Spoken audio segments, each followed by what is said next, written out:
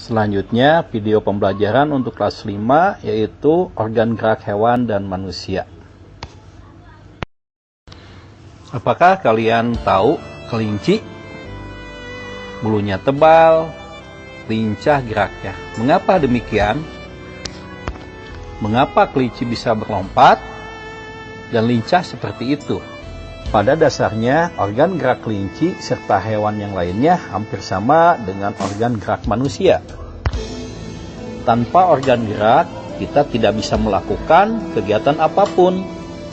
Jadi, mari kita pelajari apa sajakah organ gerak itu dan bagaimana sistem gerak pada hewan dan manusia. Salah satu ciri pada makhluk hidup adalah gerak.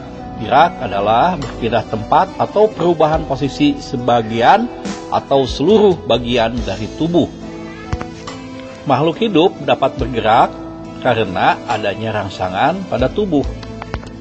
Adapun fungsi dari organ gerak adalah 1 untuk berjalan, 2 untuk berlari, 3 melompat, 4 memegang, 5 menggali, 6 memanjat, 7 berenang, dan seterusnya.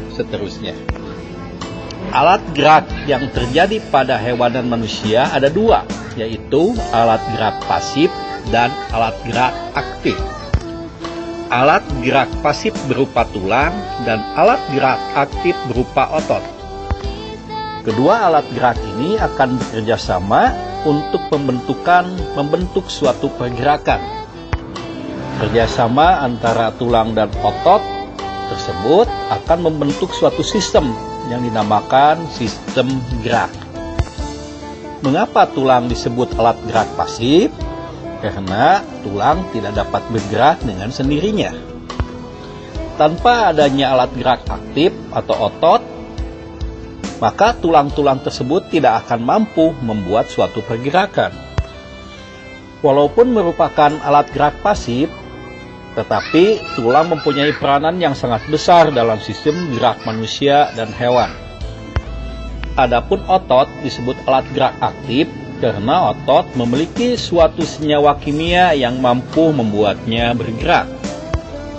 Pada saat otot yang menempel pada tulang bergerak, otot tersebut akan membuat tulang bergerak juga. Berdasarkan ada atau tidaknya tulang belakang, hewan dibagi menjadi 2 jenis, yaitu hewan vertebrata dan hewan avertebrata. Yang disebut dengan hewan vertebrata adalah hewan yang memiliki tulang belakang, seperti kelinci, sapi, kucing, harimau. Adapun hewan avertebrata adalah hewan yang tidak memiliki tulang belakang, seperti siput, ubur-ubur, laba-laba, cacing, dan lain-lain. Coba perhatikan hewan berikut ini. Kelinci memiliki organ gerak berupa kaki. Fungsi utama kaki pada kelinci adalah untuk bergerak. Kelinci bergerak dengan melompat menggunakan kakinya. Kaki belakang kelinci lebih panjang dan kuat daripada kaki depannya. Hal ini membuktikan kelinci dapat melompat lebih tinggi dan lebih jauh. Ikan memiliki organ gerak berupa sirip. Fungsi utama sirip pada ikan adalah untuk berenang. Sirip ikan memiliki sepasang yang ada pada bagian kanan dan kiri, dan sirip ekor di bagian belakang.